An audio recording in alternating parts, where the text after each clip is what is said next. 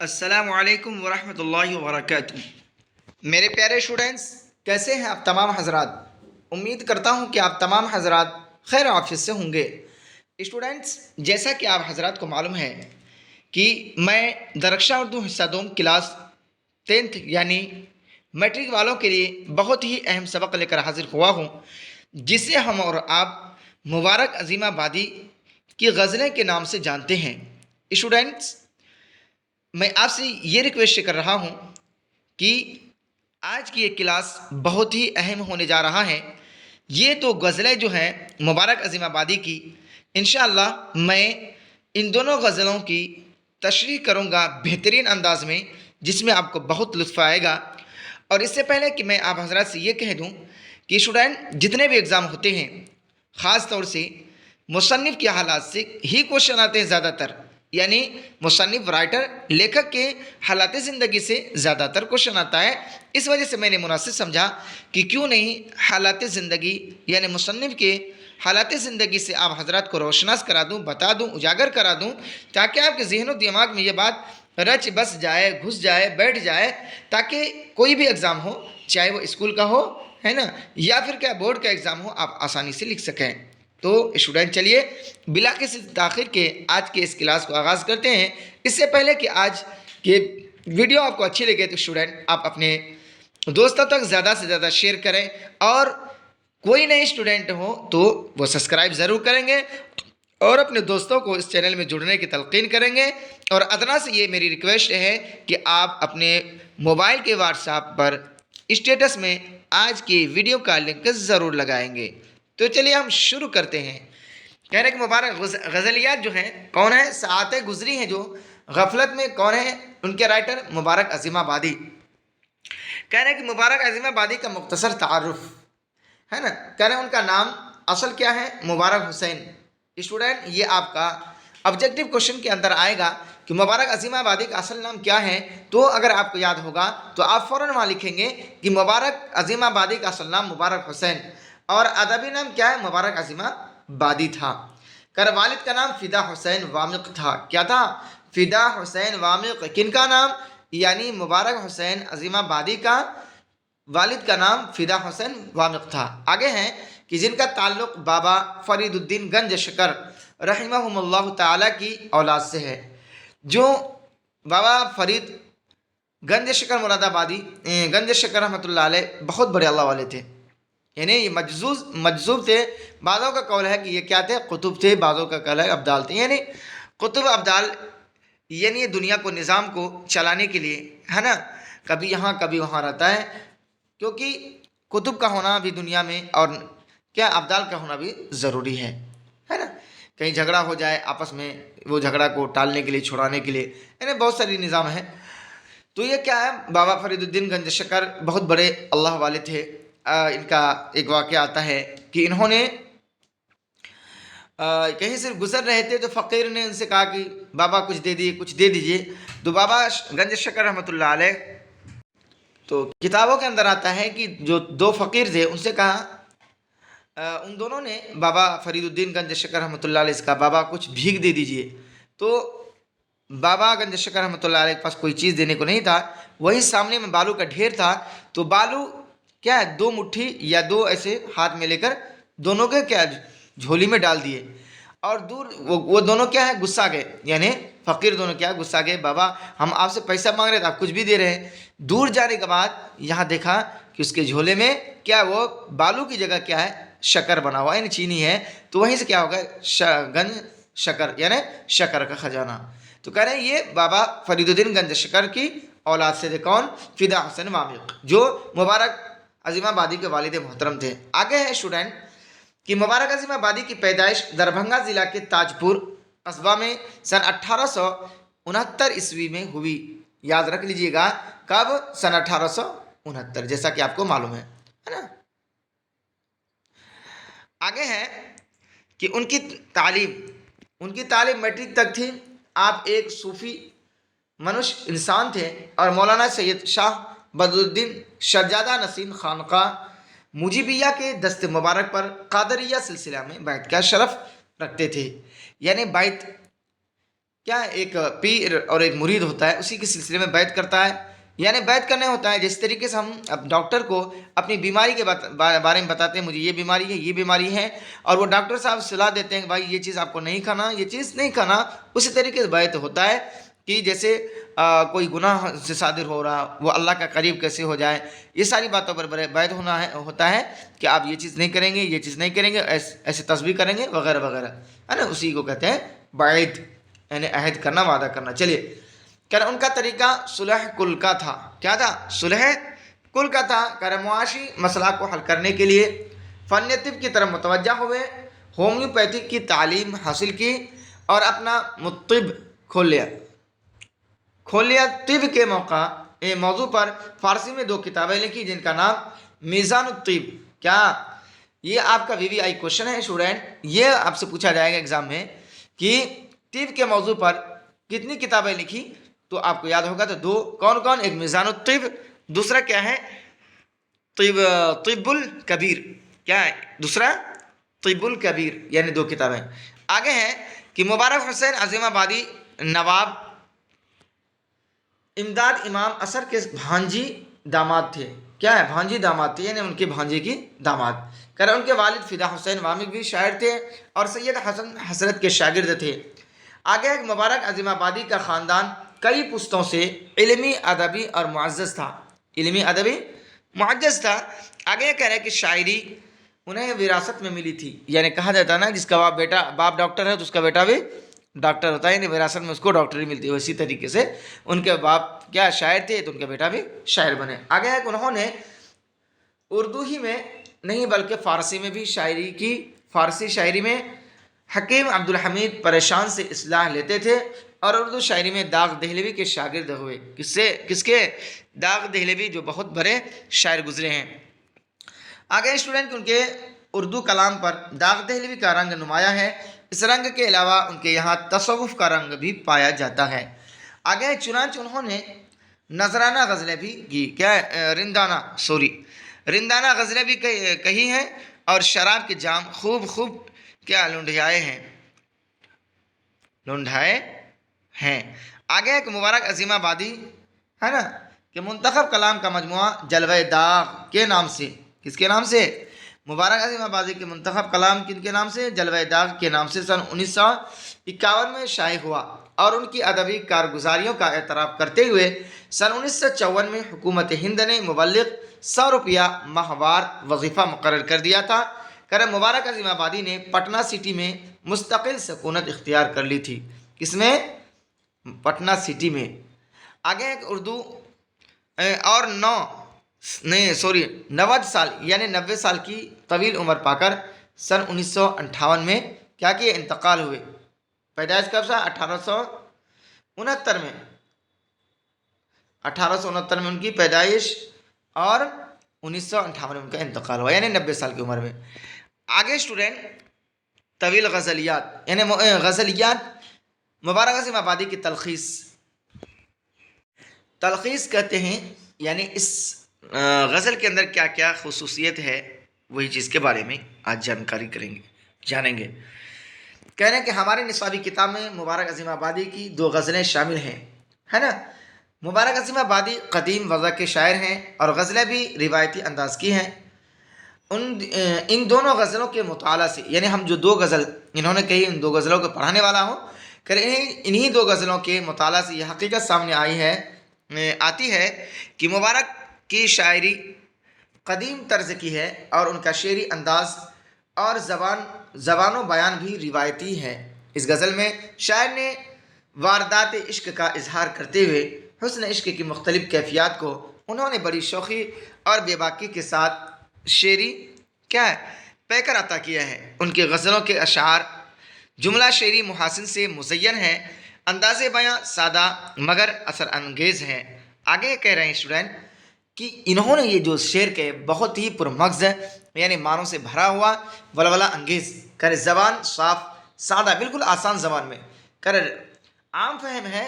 اس میں زولیدہ بیانی نہیں، بلکہ ایسا پیچیدہ نہیں، ایسا کوئی بھاری بھرکم نہیں، بالکل آسان شعر، بالکل آسان زبان میں کرے، بلکہ شعر میں سلاست اور روانی ہے. خیالات کا ذریعہ ترسیل ایسا ہے کہ بات شاعر کے دل سے کیا نکلتی ہے اور قاری کے دل میں یعنی پڑھنے والے کے دل میں جا کر بیٹھ جاتی ہے. یعنی کہنا از دل خیز و خیز خیز رد بر دل ریزد.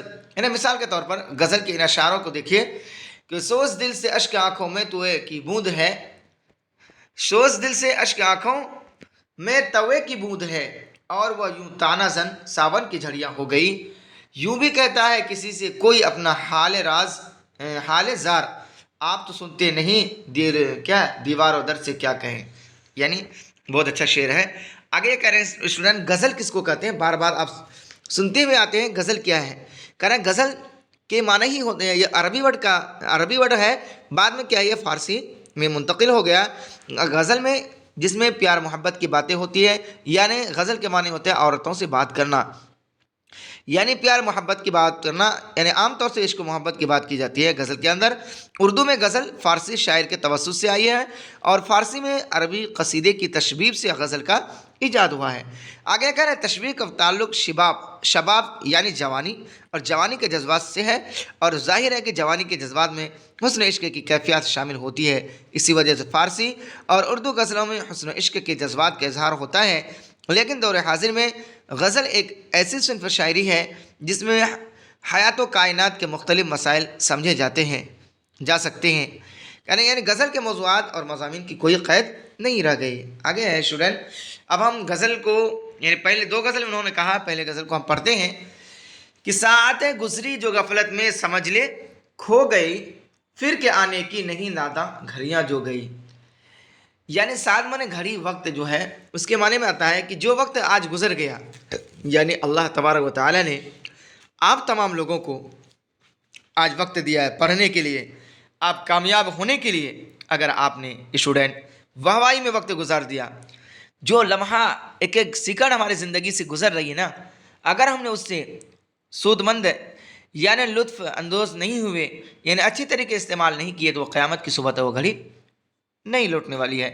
آپ یہ چاہیں گے کہ جیسے اللہ تعالیٰ نے ہمیں اس دنیا کے اندر عبادت کرنے کے لیے بھیجا ہے، اگر ہم عبادت نہیں کر کے وہاں میں زندگی گزار کر چلے جائیں گے، جب وہاں اللہ کے سامنے ہماری پیشی ہوگی، اللہ تبارک و تعالیٰ پوچھیں گے کہ تم نے ایسا ایسا کیا، تم کو کیا کرنے بھیجا تھا. تو کیا جب ہمارا جہنم میں جانے کا کیا ہے ایک یہ مل جائے گا، اجازت مل جائے گی، تو ہم یہی کہیں گے اللہ تعالیٰ ہم کو وقت دے دیجئے، پھر سے ہم دنیا میں جا کر آپ کی عبادت کریں گے. تو پھر وہ وقت آنے والی نہیں ہے. اسی وجہ سے کہہ رہے ہیں کہ ساعتیں گزری جو غفلت میں سمجھ لے کھو گئیں، پھر کے آنے کی نہیں ناداں گھڑیاں جو گئیں. یعنی جو وقت چلے گیا وہ قیامت کی صبح نہیں آئے گا. اس وجہ سے آج وقت دیا ہے اللہ نے، تو اس کی قدر کیجیے اور محنت سے پڑھیے. آگے ہیں اسٹوڈنٹس دوسرے مصرے میں کیا کہیں کیا تیری نگاہوں نے سلوک، یعنی شاعر کہہ رہے ہیں کس سے؟ اپنی محبوبہ سے.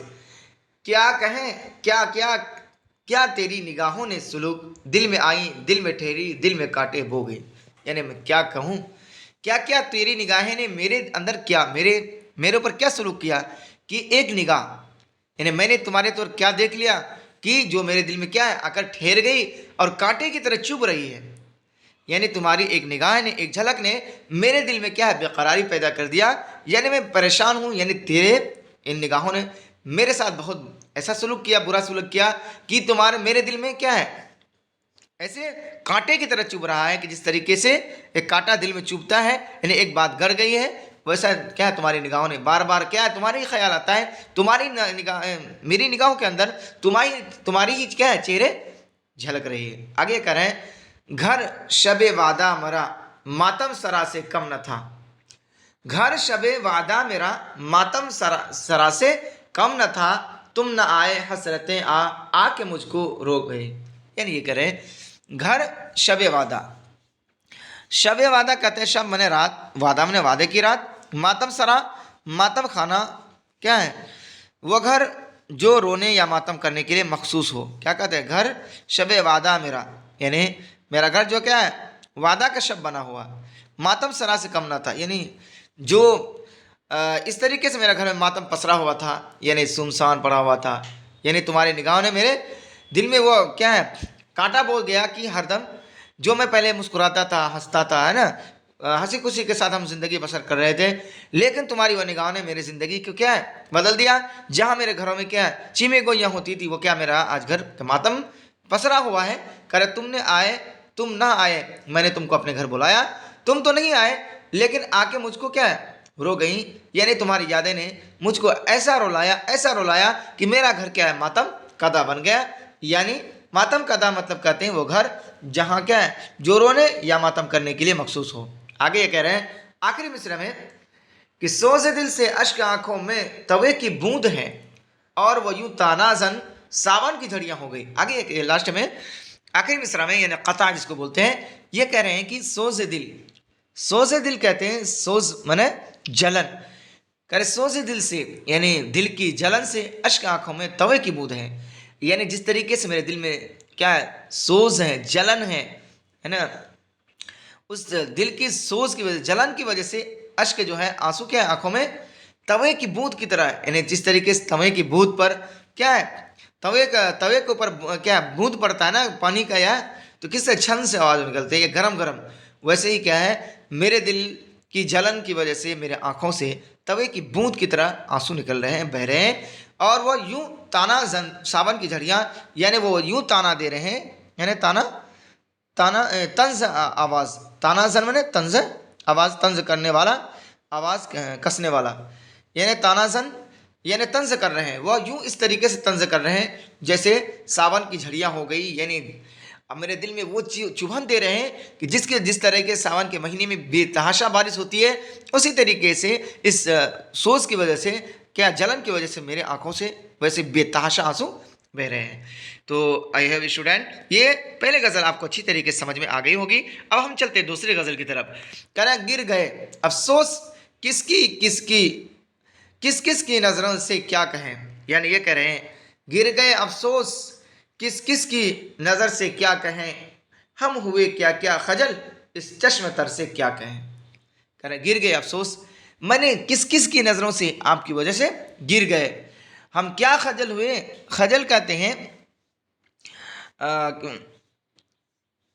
खजल के माने होते हैं दुश्वारी या इस तरीके कोई, और है कि हम हुए क्या क्या खजल इस चश्म तर से, है ना, तर से क्या कहें। ये जो चश्म तर है यानी जो मेरी भीगी हुई आँख है ना, चश्मा मैंने आँख और तर मैंने भिगा हुआ, कि हम क्या क्या खजल मैंने क्या था शर्मिंदगी, हम हुए क्या क्या खजल, है ना, क्या क्या हम हुए इस चश्म तर से क्या कहें। यानी किस तरीके के मैं शर्मिंदा हुआ, यानी लोगों की नज़रों से गिर गया, अफसोस हो रहा है कि मैंने तुम्हारी वजह से क्या क्या नहीं या शर्मिंदगी उठाई, मैंने लोगों की निगाहों से गिर गया।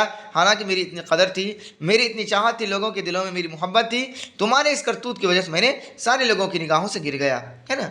कर यूं भी कहता है किसी से कोई अपना हाल ज़ार, आप तो सुनते नहीं दीवार और दर से क्या कहें। यानी ये कह रहे हैं क्या बताऊं, अगर वो ज़माना नहीं रहा कि मैं अपना हाल ज़ार किसी से बताऊं, अगर मैं किसी से कहता हूं तो क्या वो सुनते ही नहीं, क्या मैं उससे क्या कहूँ, खाक कहूँ, वो दरो दीवार से कहूँ, किससे कहूँ, आप तो मेरी बात सुनते ही नहीं, मेरी हाल सुनते ही नहीं, मेरे दर्द में मेरे दिल में क्या चुभन है क्या दर्द है वो तो आप सुनते ही नहीं हैं। आगे मिसरे में कह रहे हैं स्टूडेंट कि सुन रहे हैं नासिह नाफहम कि हम दम बखूद, है ना, कह रहा है हमसे क्या इस बेखबर से क्या कहें। सुन रहे हैं नासिह कहते हैं नसीहत करने वाले को, है ना, नासिह बोलते हैं एडवाइज़र, है ना। यानी सुन रहे हैं नासिह नाफहम कि हमदम बखूद, यानी अगर हमसे नासिह का मनाता है एडवाइज़र यानी नसीहत करने वाला, है ना। अगर कोई नासिह हमसे नसीहत करना चाहे, अगर मेरे दिल में उनकी बात समझने की सलाहियत ही ना, मेरे दिल चाहे ही नहीं, तो हज़ार मरतबा अगर वो नसीहत करने तो क्या मैं समझ सकता हूँ, नहीं समझ सकता हूँ। कह रहा है हमसे क्या क्या इस बेखबर से क्या कहें, यानी हर तरह का मैं हज़ार मरतबा समझाने की नसीहत करने की कोशिश कर रहे हैं, लेकिन मैं समझने की कोशिश कर ही नहीं रहा हूँ, मैं समझना चाह ही नहीं रहा हूँ। वही कह रहे हैं कि दर्दमंदानी मोहब्बत का ये जाने इलाज, दर्दमंदानी मोहब्बत का यह क्या जाने इलाज, चारागर की क्या सुने हम चारागर से क्या कहें। यानी ये कह रहे हैं कि दर्दाने मोहब्बत मोहब्बत का दर्द, दर्दमंदाने मोहब्बत का ये क्या जाने इलाज, जो दर्दमंद हैं मोहब्बत के दर्दमंद, है ना, कर ये क्या जाने इलाज, जो मोहब्बत करने वाले के दर्द जो होते हैं मोहब्बत के दर्द یہ لوگ کیا جانے، ناصر لوگ کیا جانے، کہہ رہے چارہ گر کی کیا سنیں ہم چارہ گر سے کیا کہیں، چارہ گر کی کیا سنیں اور ہم چارہ گر سے کیا کہیں، ہے نا۔ آگے یہ کہہ رہے ہیں کہ ہر قدم پر خوش جمالوں میں مبارک ہم لیے، ہر قدم پر خوش جمالوں میں مبارک ہم لیے، کیسی کیسی صورتیں گزری نظر سے کیا کہیں، یعنی ہر قدم پر کیا ہے، قدم قدم پر جو خوش جمالوں میں مبارک ہم لیے، یعنی میں ایسی جگہ گیا جہاں بہت خوبصورت خوبصورت کیا ہے نگاہیں نظر کیا صورتیں نظر آئی، ایسا نظر آنے لگا جس کے اندر میں کھو گیا، ہے نا۔ اتنی خوبصورت حسین جمیل کیا جمگٹھر لڑکیوں کی بھیڑ بھاڑ تھی، میں نے وہاں کیا ٹکٹکی باندھ کر دیکھتا ہی رہ گیا، مجھے سمجھ میں نہیں آیا کہ میں کیا کہاں ہوں، ہے نا۔ تو یہ چیز یہی کریں، کیسی کیسی صورتیں گزری نظر سے کیا کہیں، کیسے کیسے لوگ کتنے خوبصورت خوبصورت تھے ہماری نگاہوں کے سامنے، میں اس سے کیا کہہ سکتا ہوں، ہے نا، میں نے اس میں کھو گیا۔ تو چلیے اسٹوڈنٹ، یہیں تک رہا آج کا یہ میرا اور آپ کا سفر۔ امید ہے کہ آپ کو یہ بھی مصرع یعنی دوسرا شعر بھی غزل بھی سمجھ میں آ گئی ہوگی۔ اسٹوڈنٹ، آپ کو آج کی یہ کلاس اچھا لگے تو آپ زیادہ سے زیادہ شیئر کریں، لائک کریں، اور کوئی نئے اسٹوڈنٹ ہوں تو وہ سبسکرائب ضرور کریں۔ تو اسٹوڈنٹ چلیے پھر ہم ملتے ہیں اگلے ویڈیو میں، تب کے لیے اللہ حافظ۔